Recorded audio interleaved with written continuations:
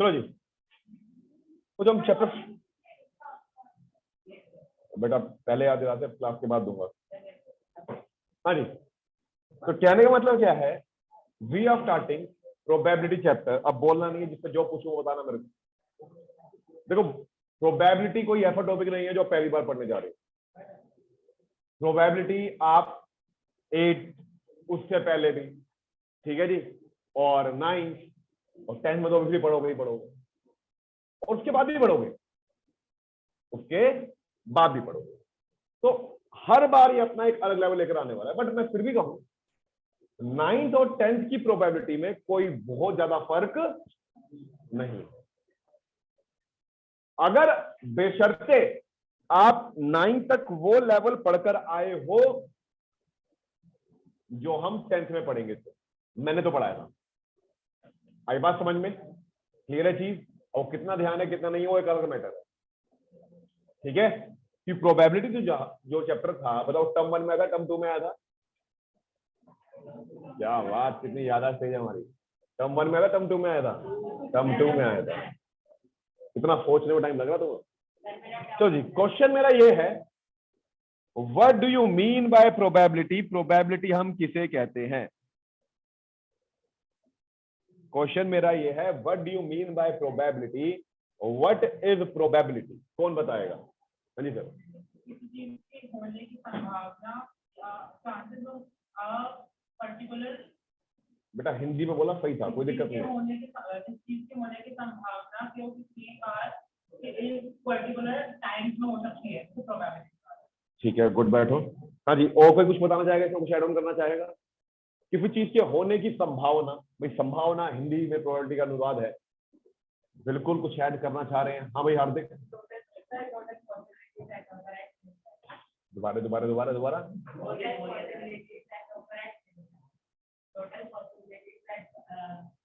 अकर, हाँ जी sir,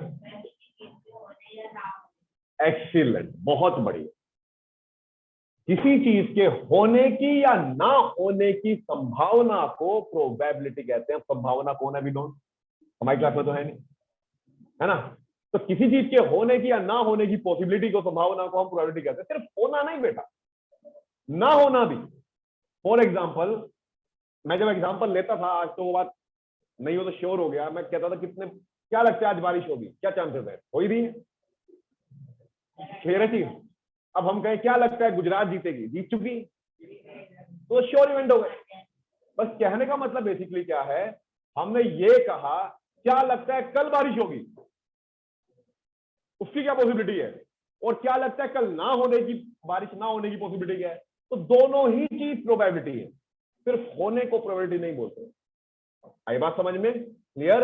happening and non happening, दोनों की पॉसिबिलिटी को हम प्रोबेबिलिटी ही कहते हैं। कोई डाउट इसमें? अब नेक्स्ट थिंग ये आती है कि प्रोबेबिलिटी में हम कुछ टर्म्स पढ़ेंगे जो इसमें यूज होंगी। सबसे पहला मैंने कहा trial, second event, and third experiment. तो सिर्फ वो हैंड रेज करें जो मुझे ट्रायल का मतलब बताएंगे। What do you mean by trial? हाँ जी sir,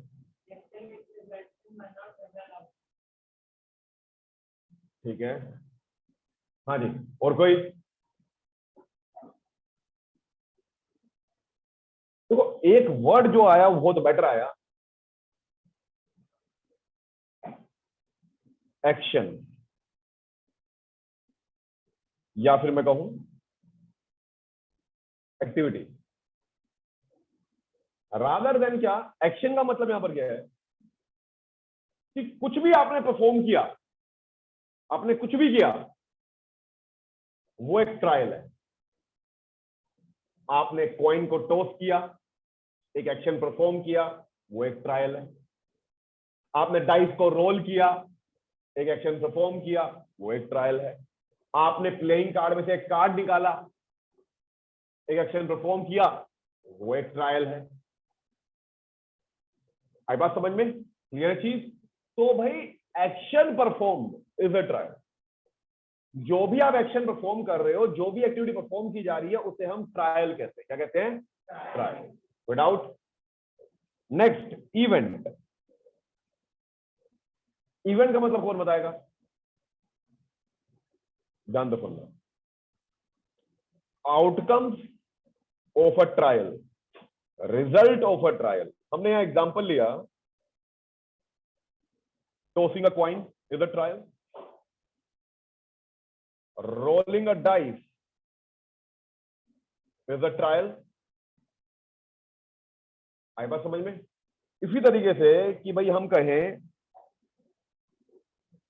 picking a ball from a bag, ये भी एक ट्रायल है। ये लाइट कर रही है, वोल्टेज का पंखा हो रहा है। चलो इधर देखो, अब बस स्प्रे करो, लाइट ना जाए। मैं दिमाग में पॉजिटिव बात डाल रहा हूँ, उल्टा प्रे मत करना, पहले बता रहा हूँ।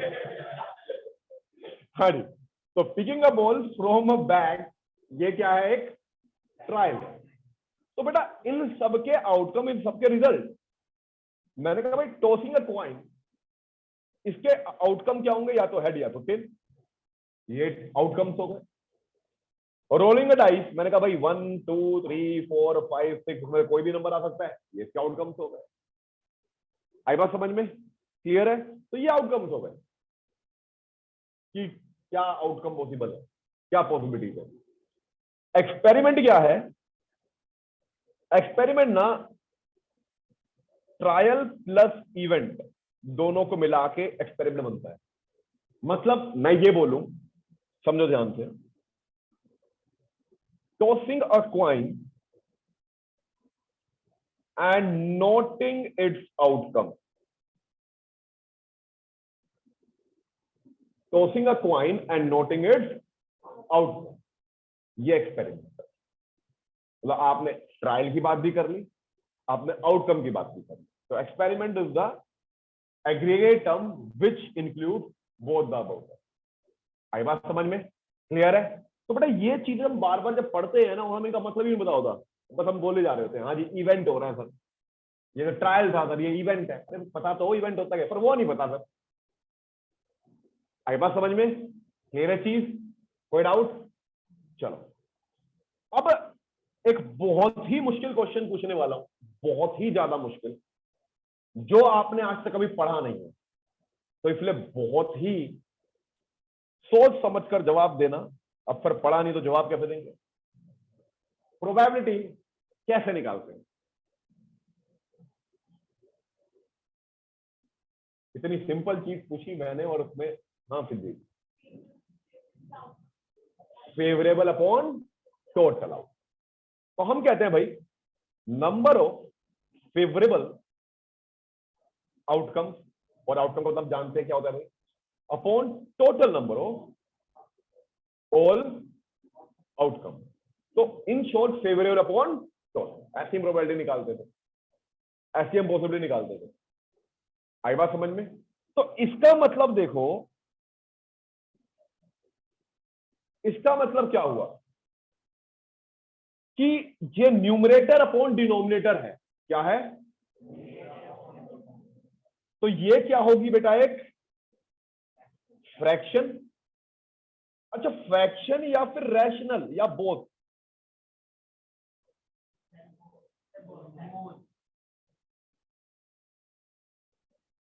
अगर रैशनल है तो फ्रैक्शन तो ऑटोमेटिकली है।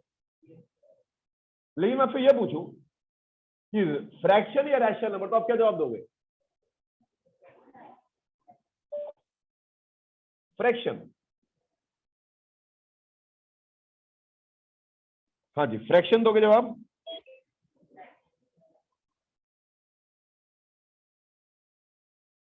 चलो जी, फ्रैक्शन किस किसने जवाब दिया? काइंडली दे दो है कि प्रोबेबिलिटी एक फ्रैक्शन है। और जो जो कहते हैं रैशनल नंबर वो हैंड रेज करें। प्रोबेबिलिटी एक रैशनल नंबर है सर। हाउ? हार्दिक?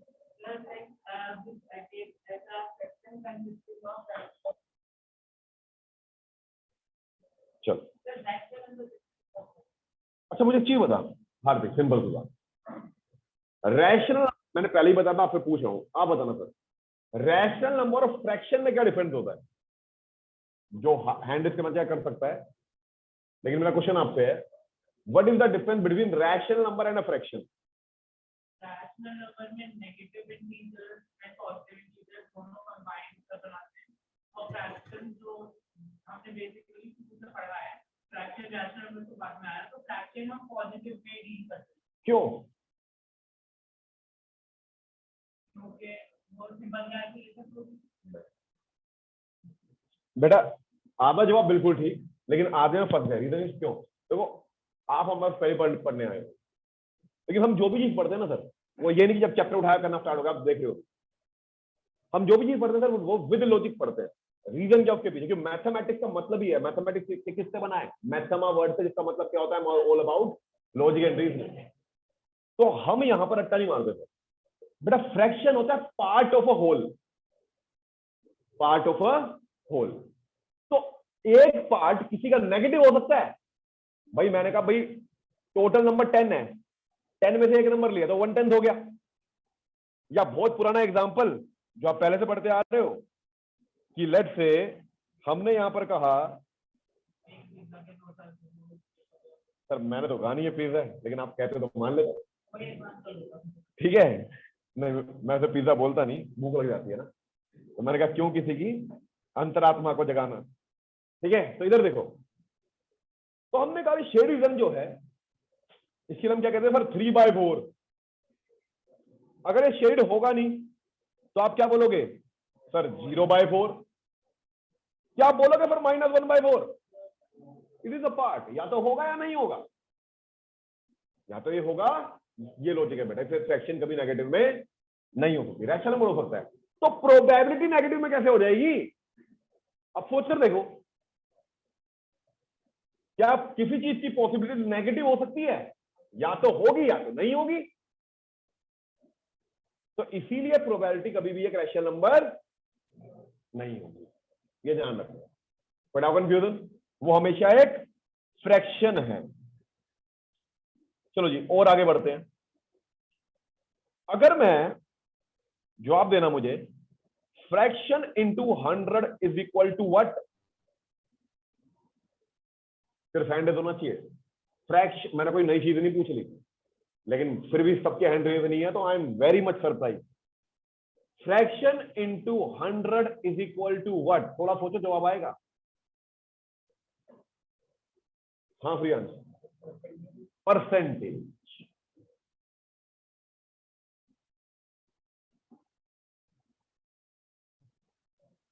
या मैं सिंपल बोलूं, परसेंट। तो फ्रैक्शन इंटू 100, भाई आप कहते हो marks obtained upon total marks into 100, वही तो परसेंटेज आती है आपकी। तो ये क्या, ये फ्रैक्शन ही तो है। मार्क्स क्या नेगेटिव में जाएगा? नेगेटिव मार्किंग होती है आपके, या तो आएगा या नहीं आएगा, और नहीं आएगा उसके चांस थोड़े कम होते हैं। मेरी चीज की मतलब सब सब्जेक्ट में 0 आए, तो पॉसिबल नहीं है भाई। कभी कभार होता भी है, लेकिन उस केस की बात नहीं करता। क्लियर?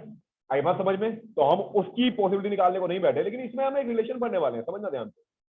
अच्छा, परसेंट का मतलब क्या होता है? मैंने आपको बताया था, एडवांटेज करना जी। What do you mean by percent? Percent किसे कहते हैं? परसेंट हम किसे कहते हैं?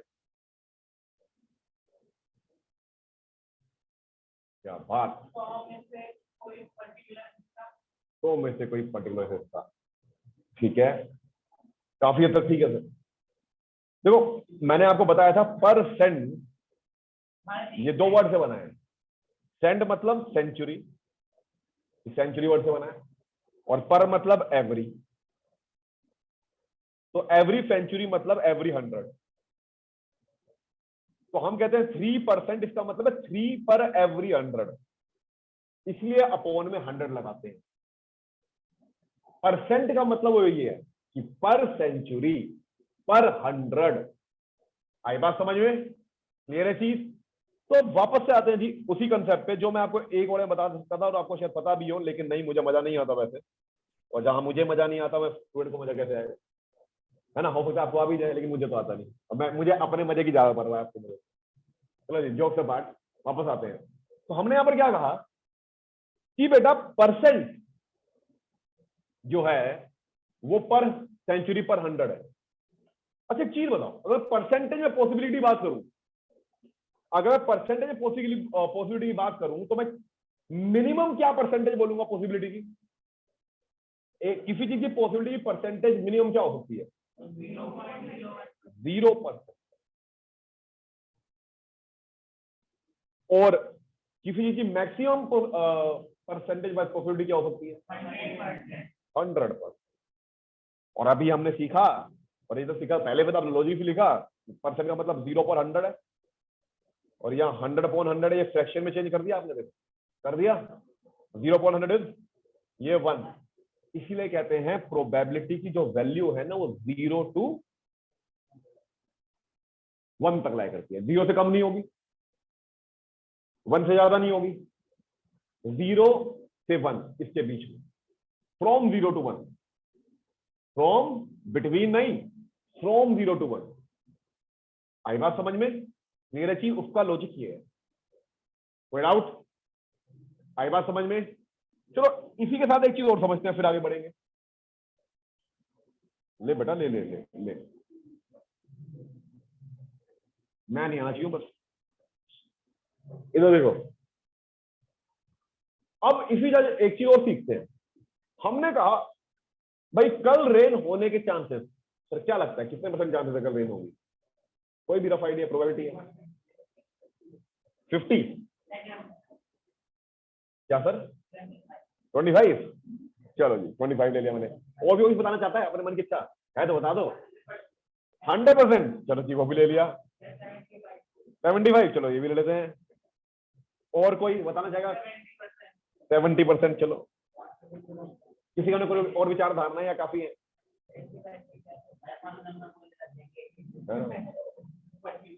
सर एक गेम क्या खेल रहे पहले वो देखते हैं। चलो जी, अभी किसी ने का 50% चांस है कल बारिश होने के, तो ऑटोमेटिकली आप क्या बोलोगे? अगर होने के 50 है तो ना होने के कितने होंगे? वो कैसे निकाला आपने? 100 - 50 करके 50। अब किसी ने बोला 25% कल होने के, तो ना होने के क्या होंगे? 75। 100 - 25 और 100% है तो वो तो भाई 0%। मैं तो श्योर हूं होगी। आई बात समझ में? भाई मेरा डायरेक्ट कनेक्शन है ऊपर वाले के साथ, मुझे मालूम है। ठीक है, तो 75% केस में और 70% केस में 30। अब एक चीज नोटिस करो, इसका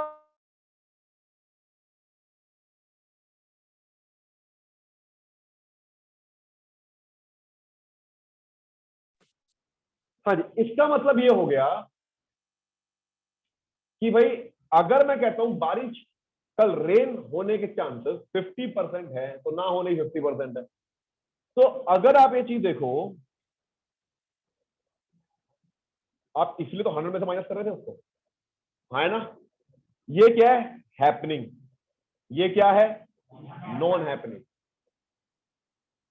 तो इससे समझ में क्या आया?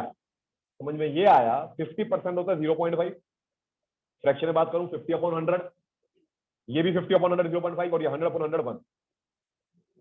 तो इससे समझ में ये आया भाई किसी भी चीज के होने की प्रोबेबिलिटी और उसके ना होने की प्रोबेबिलिटी का टोटल तो 100% है, इसलिए टोटल क्या होगा? 1। ऐसे ही देखो, अगर 25 है तो 25 को आप डेसिमल कन्वर्ट करोगे 0.25, 70 करोगे 0.75, दोनों को मिला के टोटल। तो probability of occurring an event plus probability of non occurring the same event is equal to, is always equal to. आई बात समझ में?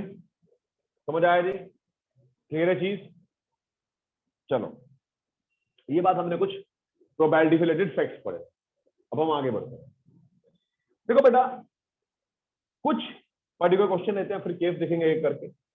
जैसे कि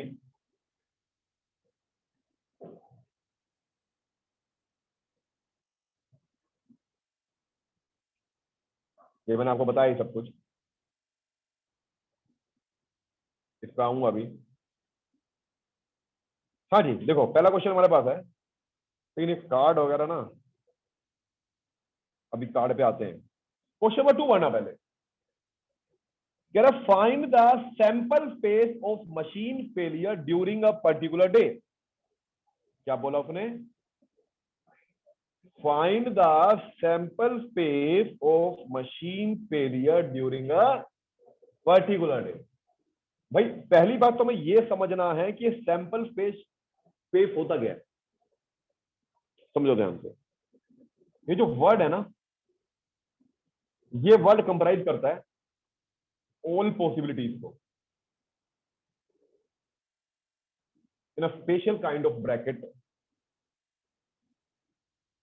जब हम सारी पॉसिबिलिटीज को ऐसे ब्रैकेट में लिख देते हैं तो उसे बोलते हैं हम सैंपल स्पेस। क्या बोलते हैं बेटा? सैंपल।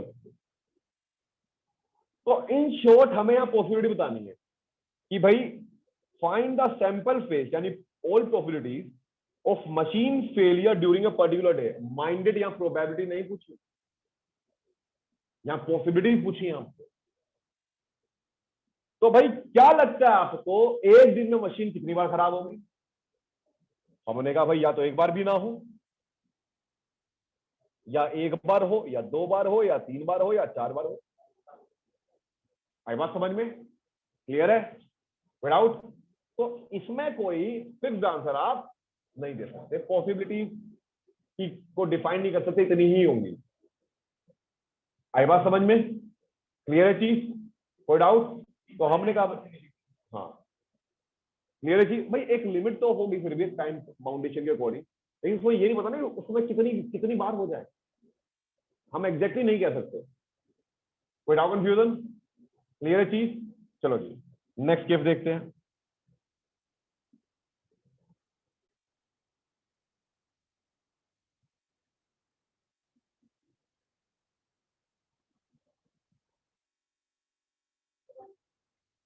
कह रहा a coin is tossed until it not shows head।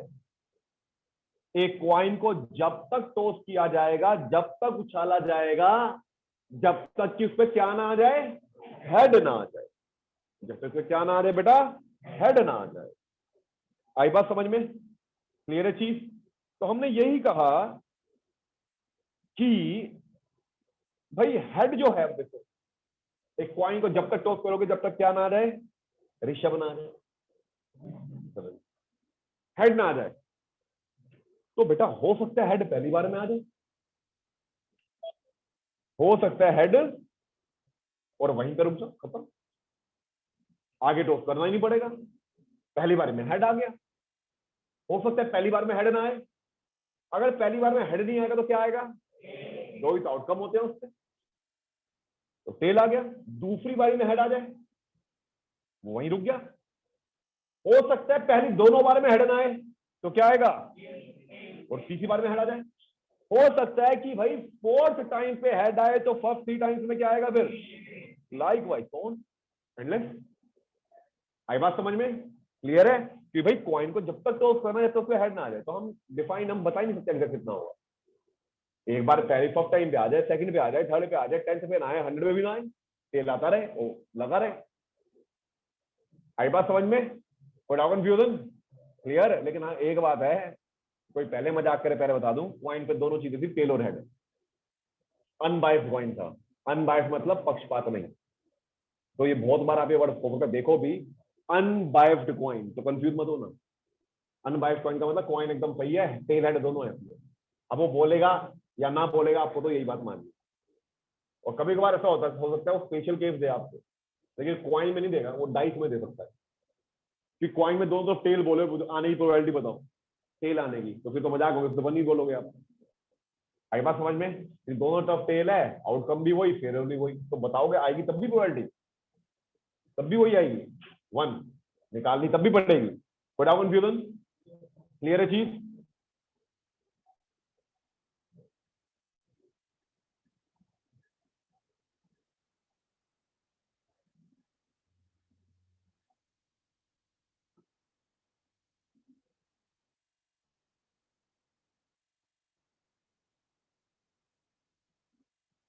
हाँ जी देखो, find the total possibilities of a composition of children of a family having 2 children if they are interested to know that। क्या बोला उसने? Total possibility बताओ, फिर से probability नहीं निकालनी, क्वेश्चन ध्यान से पढ़ना। टोटल पॉसिबिलिटीज बताओ, कॉम्पोजिशन का मतलब क्या होगा बेटा? अगर मैं कॉम्पोजिशन बात करता हूं भाई पॉपुलेशन के अंदर, तो जब तो कुछ और ना बोले तो मतलब बात आ गई जेंडर की, मेल है फीमेल है, बॉय है गर्ल है, मैन है वुमेन है। आई बात समझ में? क्लियर है? आदमी है औरत है। तो जितनी मर्जी भाषाएं आगे बना लो, पुल्लिंग है स्त्रीलिंग है। तो कहने का मतलब क्या है? Find the total possibilities if the of composition of children of a family having 2 children, 2 बच्चे हुए, ठीक है जी। If they are interested to know order of girl और बॉय, ऑर्डर ऑफ, तो बेटा समझ देखो 2 बात है। फर्स्ट पे बॉय, सेकंड पे भी बॉय, फर्स्ट पे बॉय सेकंड पे गर्ल, फर्स्ट पे गर्ल सेकंड पे बॉय, या फर्स्ट और सेकंड दोनों पे गर्ल। सिंपल सी बात। ये केस बनेंगे ऑर्डर के अकॉर्डिंग, या तो फर्स्ट और सेकंड दोनों पे बॉय दोगे भाई, या फर्स्ट पे बॉय सेकंड पे गर्ल, या फर्स्ट पे गर्ल सेकंड पे बॉय, या फर्स्ट और सेकंड दोनों पे गर्ल। ये 4 केस बनने वाले, 4 पॉसिबिलिटी, क्योंकि यहां डिफाइंड है 4 ही होंगी, यहां डिफाइंड है 4 ही होंगी। कोई डाउट? आगे देखो, नंबर ऑफ गर्ल्स। अब गर्ल्स की पॉसिबिलिटी क्या क्या है आप बताओ? एक्सीलेंट भाई, 0 दोनों बॉय दोगे तो गर्ल फिर भी नहीं होंगी। अगर एक, या तो 1 या 2, 2 से ज्यादा पॉसिबल नहीं है, बच्चे ही 2 हैं। आई बात समझ में? क्लियरिटी? Without confusion? समझ आया? चलो जी, अब हम बात करेंगे मेरा बेटा कुछ स्पेशल केसेस की, जिसमें से हम सबसे पहले किसको पढ़ेंगे? कॉइन को। इससे पहले किसकी बात करेंगे? कॉइन की, ठीक है।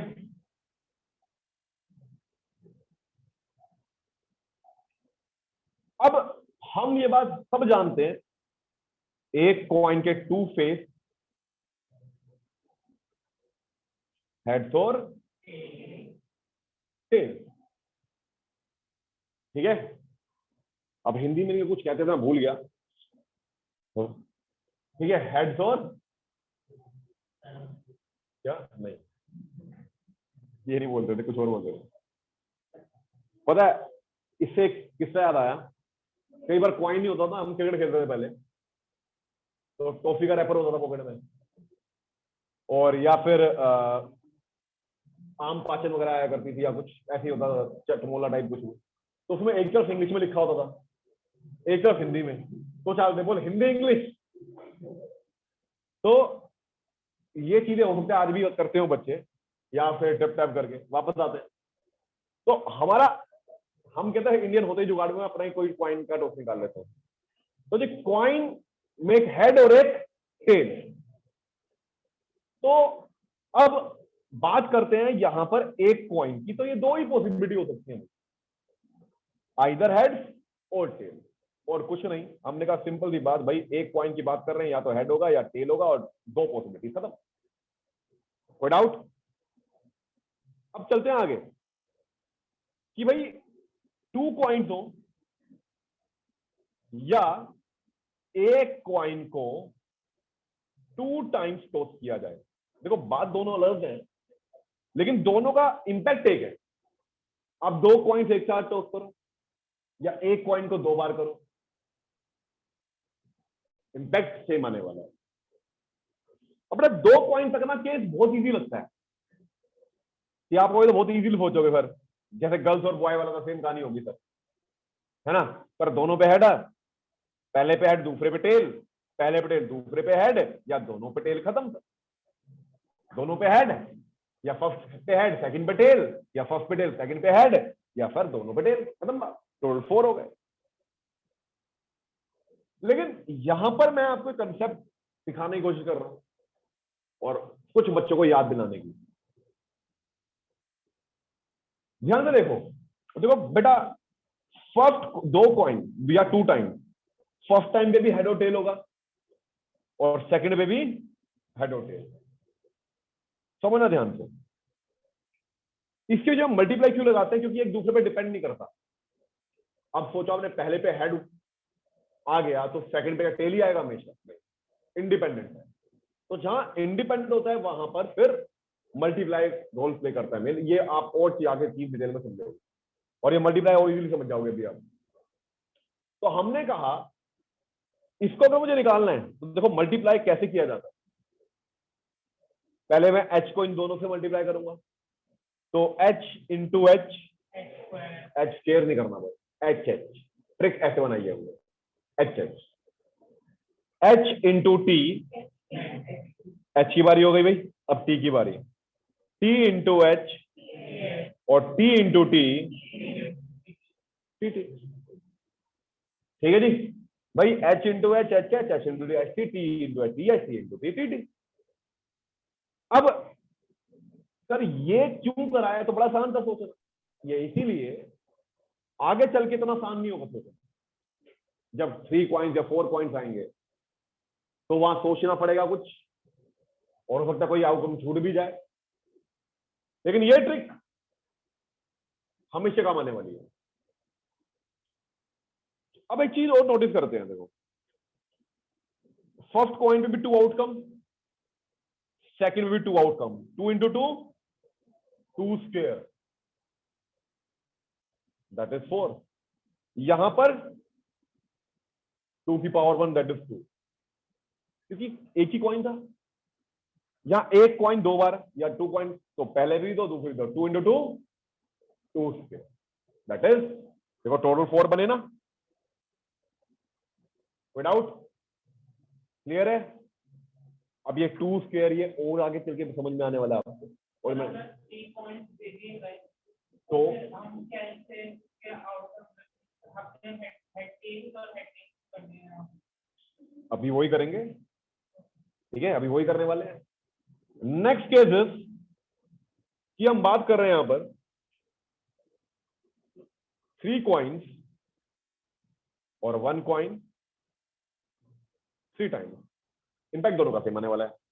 देखो ध्यान से भाई, पहले कॉइन में भी हेड और टेल होगा, दूसरे में भी हेड और टेल होगा और तीसरे में भी। अगर मैं टोटल पूछूं कितने होंगे, तो देखो इस पे भी 2, इस पे भी 2, तो 2 into 2 into 2 2 cube that is 8, तो टोटल 8 आने चाहिए। अब बेटा देखो इसको यहां मल्टीप्लाई करके ना आप लिखो, वरना ही आप इजीली सोच ही लेते हो कि आपने 2 को मल्टीप्लाई किया तो वो H H H T T H और टी टी, ये तो इजीली हम बना देते हैं, इसको सोचना की कुछ खास बात है। लेकिन इसको हमें थर्ड टाइम से मल्टीप्लाई करना है, तो करना क्या, पहले h को इन सबसे करोगे तो क्या आएगा भाई, h h h, फिर h t h, फिर t h h और फिर t t h आ गया जी। फिर अब t को इन सबसे लिखोगे, पहले सबसे पहले h h t, ठीक है जी, आगे h t t, आगे t h t, आगे, ठीक है। तो समझ आती एक तरह का ये। दूसरा आप क्या करो,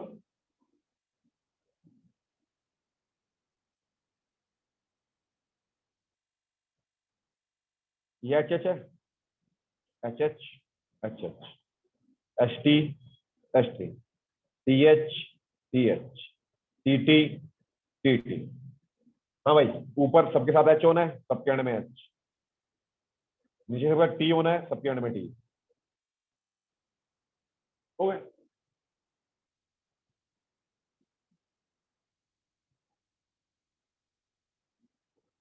ठीक है, वो आपके ऊपर, आप कैसे लिखना चाहते हो, वर्ड आउट।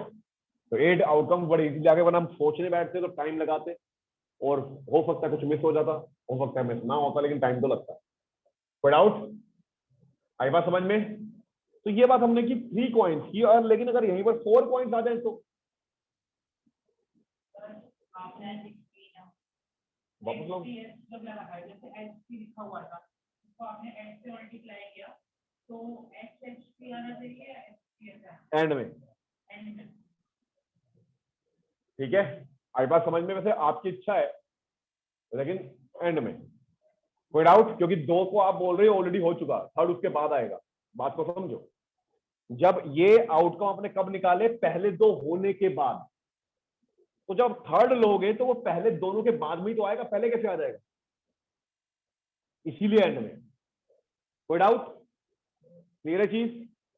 अब इसी तरीके से हम बात करते हैं 4 कॉइन्स की, या 1 कॉइन 4 टाइम्स हो। 4 कॉइन्स की या 1 कॉइन 4 टाइम्स हो, तो उस केस में आप क्या बोलोगे?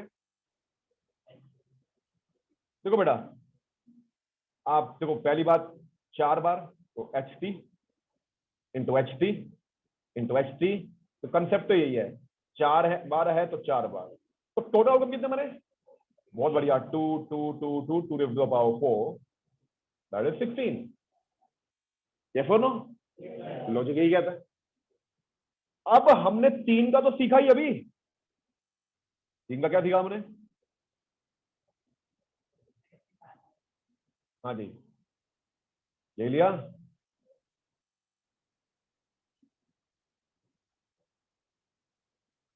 ये तो हमने क्या किया यहां पे, जब भी 3 का निकालना हो ना, तो आप 2 वाले जो आउटकम है 2 कॉइन्स वाले ऊपर नीचे लिख दो, लिख दिया, या मल्टीप्लाई वैसे करो।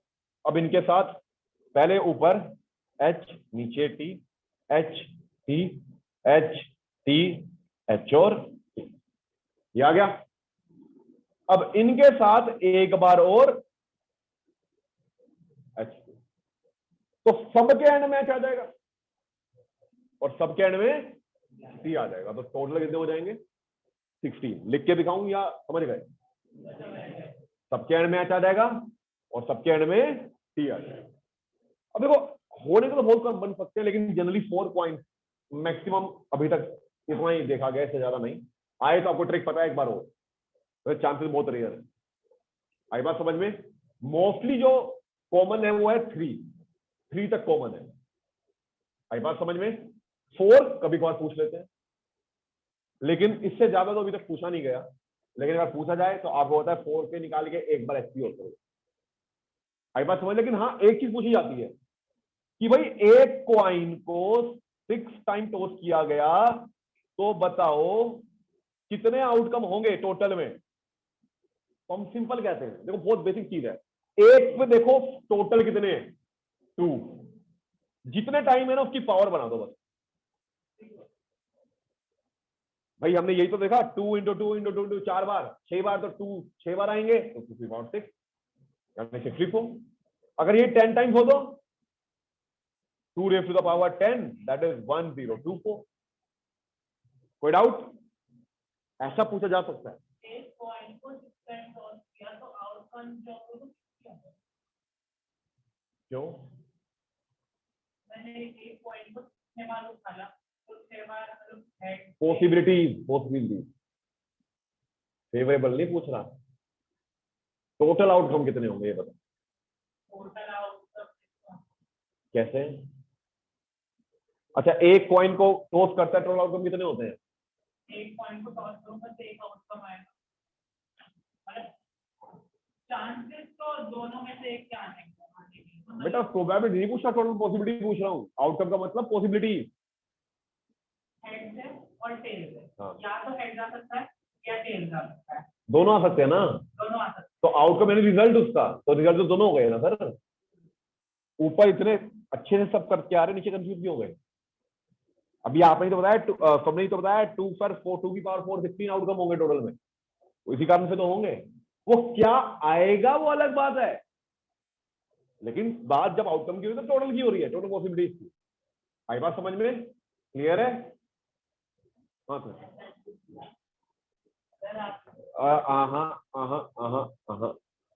हाँ, जिस किसी को लगता है कि इसमें गलती है वो खड़े हो जाए।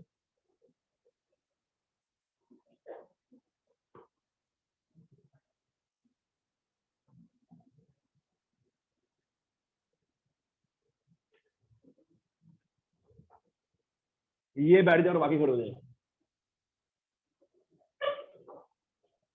आप बैठो सर, आपके लिए फर्स्ट टाइम है। हाँ जी मैडम। क्या?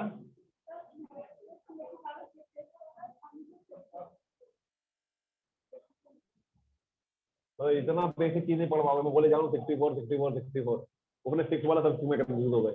Sit down. ये कोई बहुत बड़ी चीज नहीं है, लेकिन पता है ये वो गलती है जो आप पेपर में या टेस्ट में करते कर जाते हो, आपको सामने गलती होती है, आप पहचान नहीं पाते उसको। आई बात समझ में? इसलिए बार बार कहता हूं, मैं वहां पर मिस्टेक करता ही हूँ जान पूछकर जहां पर आप टेस्ट में या पेपर में गलती करते हो, और ऑब्वियसली कोई चीज जो बहुत कॉमन है वहां पर, या मैं बता चुका हूं वहां पर, तो उसके लिए सिर्फ आपको हैंड रेज करना चाहिए, बोलना नहीं। आई बात समझ में? क्लियर चीज? चलो जी। तो ये तो हमने बात की क्वाइन की, तो हम क्वाइन से रिलेटेड कुछ क्वेश्चन करते हैं। ठीक है जी, चलो।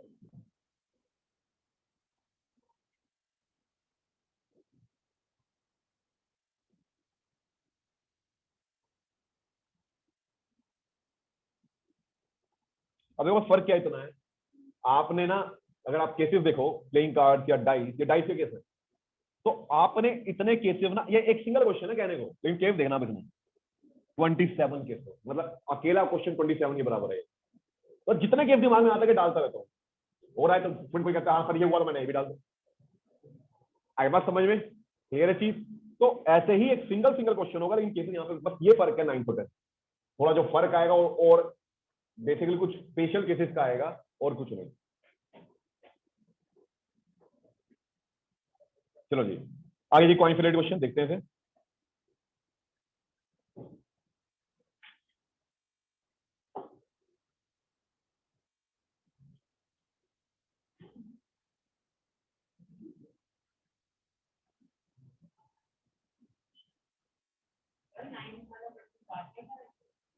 कौन सा? हाँ, जिस सिचुएशन में जैसा करा रहा हूं वैसे करते चलो बोलो। ठीक है, चलो जी देखो, if a coin is tossed twice और 2 coins are tossed at a time, बात वही है। Find the probability of the following. Probability निकालने से पहले ना आप इसके टोटल आउटकम लिख लो, सैंपल स्पेस क्या होगा वो लिख लो। तो आप कहोगे जी इसका सैंपल स्पेस जो होने वाला है 2 आउटकम्स है, तो आप कहोगे भाई दोनों पे हेड, फर्स्ट पे हेड सेकंड पे टेल, फर्स्ट पे टेल सेकंड पे हेड, या दोनों पे, यानी टोटल विल बी, कोई डाउट? चलो, प्रोबेबिलिटी ऑफ 2 हेड। अब सिंपल सी बात है भाई, 2 हेड्स की जो प्रोबेबिलिटी है, लिखने का तरीका क्या होगा? अगर 2h लिखते हो ना, आप लिखोगे like P2H with the probability of coming 2 head. उसके आप करना स्टार्ट करोगे, स्टेटमेंट जरूर लिखनी है, प्रोबेबिलिटी में स्टेटमेंट नहीं लिखोगे नंबर पूरे नहीं मिलेंगे, फिर क्या? आई बात समझ में? हाँ जी देखो, तो probability of 2 heads will be favourable. 2 head वाले कितने केस हैं यहां पर? एक। टोटल तो 1/, सिंपल। इसी तरीके से हमने का probability of 2 tails will be same. 2 tail वाले कितने केस हैं यहां पर? सिर्फ 1, और टोटल तो 1/4। ठीक है जी, या 0.25 जो आप बोलना चाहो। ये छुपन छुपाई खेल रहा है। हाँ ये देखो, next probability of 1 head. 1 head की प्रोबेबिलिटी, 1 हेड कितने में है भाई? ये दोनों केस में, तो फेवरेबल 2, टोटल 4, 1/2। कोई डाउट? हाँ जी, next case, probability of 1 tail same रहेगा भाई। ये भी आप 1 टेल के लिए भी एक ही बात बोलने वाले हो कि सर 2/4, यही दोनों केस है 1 टेल के लिए भी, यानी अगेन 1/2 यानी 0.5। आगे है प्रोबेबिलिटी ऑफ 0 हेड। ना ना ना, probability of 0 head will be 0 head का मतलब एक भी हेड नहीं है, उसके लिए केस हमारे पास है, ये देखो, ये रहा वो केस जिसमें एक भी हेड नहीं है। आई बात समझ में? इसमें दोनों टेल है, यहां पर एक भी हेड नहीं है, इसीलिए इस केस को मैंने जानबूझकर डाला हुआ है। प्रोबेबिलिटी ऑफ 0 हेड मतलब कोई भी हेड ना होने का मतलब दोनों टेल हो गए। यानी ये रहा केस इसके लिए 1/4 0.25। कोई डाउट? क्लियर है चीज? नेक्स्ट देखो बेटा, अब यहां से थोड़ी सी आपको ज्यादा कोशिश होना चाहिए। देखो 9th में चीजें फिर भी कम होगी, 10th में बहुत ज्यादा होंगी, एटलीस्ट और एटमोस्ट की। ठीक है, और एंड की, ये जो और एंड वर्ड हैं इनके अपने अलग मायने हैं, ये 10th में बहुत ज्यादा आएंगे। उसके बाद अब मैं अभी रुक के करूंगा थोड़ा सा। एटलीस्ट और एटमोस्ट यहां पर बहुत क्रूशियल रोल प्ले करते हैं। तो हमने कहा भाई एटलीस्ट वन हेड, सबसे पहले हमें एटलीस्ट का मतलब पता होना चाहिए, कम से कम एक हेड। अगर मैं इसे एटलीस्ट को डिफाइन करना चाहूं अंग्रेजी में, हिंदी में बोल दिया मैंने कम से कम, अंग्रेजी में मतलब मिनिमम। और सिंपल वर्ड में बोलना चाहूं तो not less then, not less then, एक हेड से कम नहीं होना चाहिए। मिनिमम ये तो होना ही चाहिए, उससे ऊपर जितने मर्जी हो जाए परवाह नहीं, लेकिन एक हेड से कम। तो एटलीस्ट का मतलब कम से कम तो नॉट लेस देन, इससे कम नहीं। आई बात समझ में? अगर आपने नॉट लेस देन ध्यान रखा ना, कभी गड़बड़ नहीं करोगे। मिनिमम कम से कम में तो फिर भी एक कभी गड़बड़ हो जाती है। अब एक हेड से कम ना हो, तो पहले आप केसेस देखो, एक हेड से कम नहीं होगा, ठीक है, एक हेड या उससे ज्यादा तो होगा। एक हेड से कम नहीं होना, यानी एक हेड या उससे ज्यादा होना। तो एक हेड या उससे ज्यादा हेड के केसेस कितने हैं? या तो एक हेड होगा या दो हेड होंगे। भाई not less than one head, तो या तो एक हेड होगा या दो हेड होंगे, दो हेड से ज्यादा पॉसिबल नहीं है। आई बात समझ में? तो एक हेड वाले हमारे पास ये दो हैं, और दो हेड वाले हमारे पास ये वाला केस रहा। तो टोटल हम क्या कहेंगे? तो टोटल हम कहेंगे इसके लिए 3/4 0.75। कोई doubt? Next, at least one tail, same probability तो सेम ही आएगी। Not less than one tail, तो केसेस होंगे बेटा, एक तो ये दोनों वन टेल वाले, और दूसरा ये। तो ये भी 3/4 यानी 0.75 आएगा। अच्छा एक चीज और बेटा, जिन काफी सारे लोगों ने बुक परचेज की थी अभी, जिन्होंने भी बुक परचेज की है वो इजीली उसे क्या कहते हैं, यूज कर पा रहे हैं क्या? क्या? Okay, no issues. ठीक है जी, आगे देखो, एटलीस्ट वन टेल, अब at least two head, at least two head, कम से कम दो हेड। आई बात समझ में? अब इधर देखो भाई, दो हेड का मतलब क्या? हमने यहां पर यह कहा कि एटलीस्ट का मतलब होता है नॉट लेस देन, तो दो हेड से कम नहीं होने चाहिए, दो हेड या उससे ज्यादा हो सकते हैं। तो भाई दो हेड से ज्यादा तो पॉसिबल है ही नहीं, मैक्सिमम है ही दो हेड। तो इसलिए यहां पर सिर्फ एक ही केस अवेलेबल हुआ दो हेड वाला, दैट इज ये 1/4। दो हेड से ज्यादा पॉसिबल है ही नहीं। कोई डाउट? अब आगे देखो, at most, probability of at most one head. अब एटमोस्ट का मतलब क्या होता है? Maximum, not more than, not greater than. तो not greater than one head, एक हेड से ज्यादा। आई बात समझ में? एक हेड से ज्यादा नहीं, एक हेड से कम हो सकता है, ज्यादा नहीं होगा। तो क्या आंसर आना चाहिए यहां पर? ये तो मिक्स आंसर आ रहे हैं बेटा, 2/4, 3/4, कहीं से बाद 4/4 भी आ रही है, 1/4। चलो देखो 1/2, 2/4 1/2 तो एक ही बात होगी सर। तो देखते हैं sir, not greater than one head, यानी एक हेड या उससे कम पॉसिबल है। तो एक हेड वाला केस पॉसिबल है, एक हेड से कम जीरो हेड है। स्पेशल मैंने इसको इसलिए बाद में ऐड किया था इसी केस के लिए कि zero head is possible, zero tail is possible. तो एक हेड या जीरो हेड। अब एक हेड वाले बेटा ये रहे दो केसेस,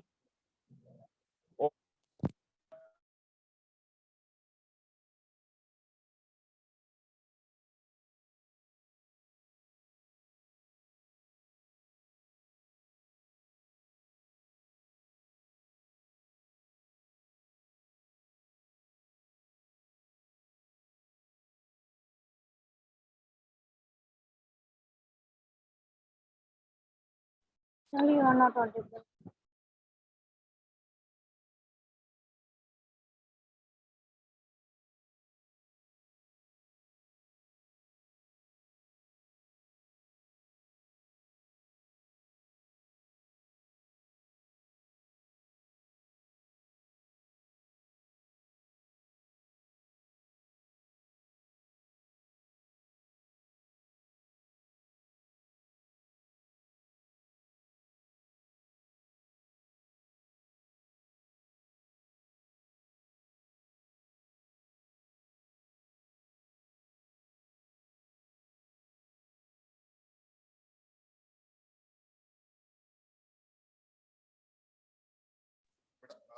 बेटा बात आ रही है मेरी, बेटा am I audible? Yes, sir.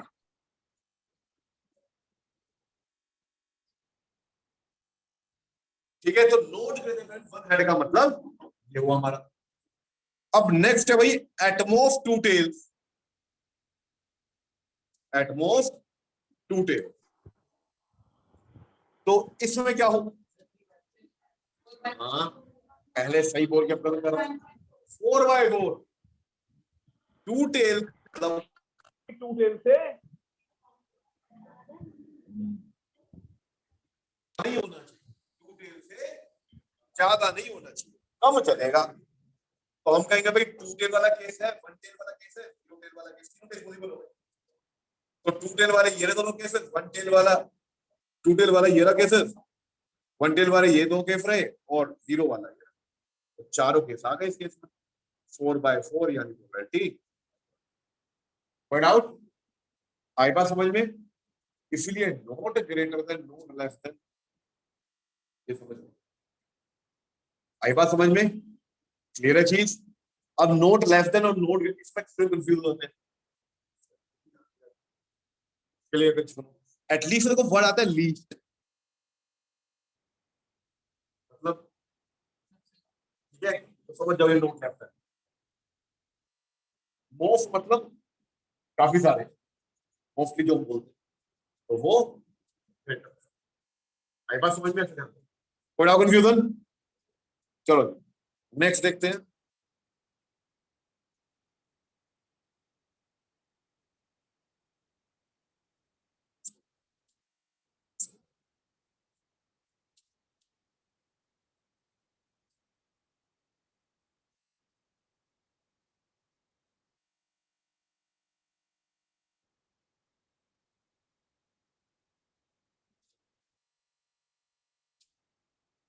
अब यहां बारी आ गई भाई 3 कॉइन्स, 3 कॉइन का डोज किया जा रहा है।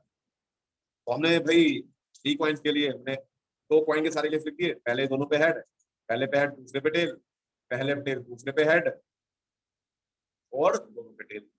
फिर हम क्या लिखते थे? ऊपर सबके साथ हेड, ऐसे H T H T H T और एच, टेबल में जी सारे केस। ट्रिक इसकी बहुत है, लेकिन ये ट्रिक ऐसी है जो सब में अप्लाई पॉइंट आउट। अब देखो ये 8 केसेस हमारे पास आ गए। सबसे पहले तो 2 हेड्स, अब आप मुझे बताओ 2 हेड्स की प्रोबेबिलिटी क्या होगी? ध्यान से देखना 2 हेड कितने केस में? 2 हेड, एक ये रहा, 2 फायर, इसमें भी 2 है, इसमें भी 2 है और किसी में है ये 3, बेटा 3 है, 2 है, एटलीस्ट नहीं बोलना, एटलीस्ट बोलना, सिर्फ 2 हेड बोला है, एग्जैक्टली 2 हेड। जब एटलीस्ट बोलेगा तो ठीक है। तो 2 हेड वाला एक ये रहा, एक ये रहा, एक ये रहा, 3 केस हो गए, तो 3/8 ओके बेटा। अब इसी तरीके से नेक्स्ट प्रोबेबिलिटी ऑफ 2 टेल्स। अब केस हम देखें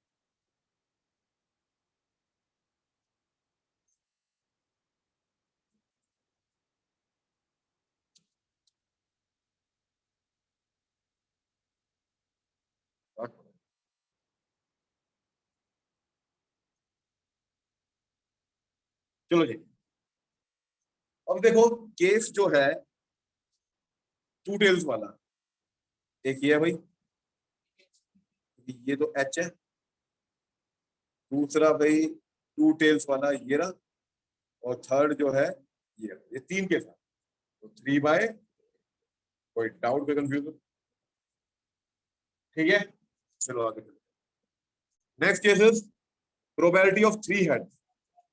अब एक लोता केस यही है जी, that is probability of 1 head. 1 head ढूंढो, एक हेड, एक इस केस में, एक इस केस में और एक इस केस में, 3 केस है, तो 3/8, कोई डाउट? अब प्रोबेबिलिटी ऑफ 1 टेल, अब सेम, लेकिन केस कौन कौन से हुए? एक ये रहा 1 टेल वाला, दूसरा ये रहा, एंड थर्ड ये ऊपर रह गया, फिर 3 केस हो गए, 3/8, कोई डाउट कंफ्यूजन? ठीक है जी। नाउ नेक्स्ट है हमारे पास probability of at least 1 head. At least 1 head मतलब नॉट लेस, तो एक हेड से कम ना हो, ज्यादा चलेगा। तो एक हेड से ज्यादा तक कितने केस होते हैं? या तो एक हेड हो, या 2 हेड हो, या 3 हेड हो। 3 से ज्यादा पॉसिबल है ही नहीं, मैक्सिमम 3। तो पहले मुझे एक हेड वाले केस ढूंढने हैं। ठीक है जी, तो मैंने कहा एक हेड वाला केस, भाई 1 2 3 सारे लेने हैं, इसमें 3 है ये ले लो, ठीक है जी, इसमें 2 है ये ले लो, इसमें 2 है ये ले लो, इसमें जहां हेड है वो सारे ले लो, फिर तो ये भी हेड वाला, ये भी हेड, बस इसका मतलब एक ही है, तो क्या हो गया 7 8। कोई डाउट कंफ्यूजन? क्लियर है चीज? नेक्स्ट है भाई एटलीस्ट 1 टेल, सेम 7/8। अब एटलीस्ट 2 हेड्स, एटलीस्ट 2 हेड्स, तो सबसे पहले ऐसे लिख लिया लो, कभी गड़बड़ नहीं करो ज्यादा। एक बार मेरी बात सुनो, गलती ना करो, इससे तरीका बता दो। पढ़ते साथ भागना नहीं, अंतर क्या है, बड़ा आसान है सर, ये तो निकाल देंगे और वहीं खत्म हो जाती है। अरे पहले लिख लो उसका मतलब क्या है। एटलीस्ट 2 हेड का मतलब हुआ नॉट लेस देन 2 हेड, मतलब 2 हेड से कम नहीं हो, 2 हेड उससे ज्यादा चलेंगे, तो यही तो केस पूरी बना। जब लिख लोगे ना अपने पास, पेंसिल से लिखो या कहीं पे लिखो, लिख लोगे ना अपने पास 2 हेड 3 हेड, तो फोकस नहीं रहेगा और आप इन्हीं को ढूंढेंगे, और दिमाग में ढूंढते रहोगे, पता नहीं काउंटिंग गलत हो गई। तो 2 हेड वाला केस बेटा, 3 हेड वाला, तो 1 2 3 4, 4 ही है, तो 4/8 दैट इज 1/8, विदाउट। अब एटमोस्ट 3 हेड्स। अब मैंने कहा आगे पहुंचने से पहले रुक के सोचो, कोई जल्दबाजी नहीं मचाते पेपर में, रुक के सोचोगे सही होने के चांसेस बढ़ जाएंगे आपके, और जल्दबाजी मचाओगे तो गलत होने के चांसेस बढ़ जाएंगे। आई बात समझ में? तो हाँ जी, एटमोस्ट यानी नॉट ग्रेटर देन 3 हेड से ज्यादा ना हो, कम चल सकते हैं। तो कौन कौन से होते को कम? 0 हेड, 1 हेड, 2 हेड, ये सारी केस आ गए, मतलब कुछ है ही नहीं, तो आप बोलोगे 8/, यानी 1 होगी प्रोबेबिलिटी। अब एटमोस्ट 2 टेल्स,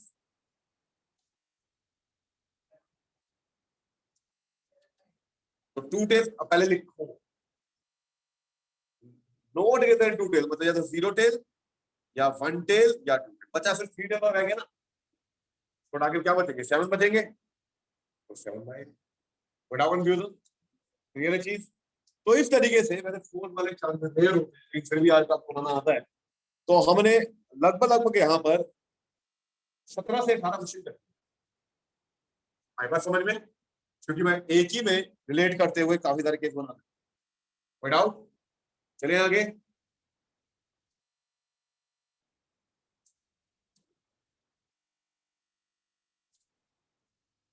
बीच में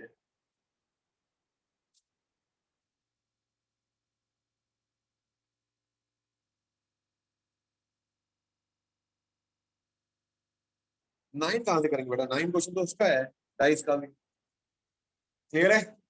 आई बात समझ में? ठीक है जी।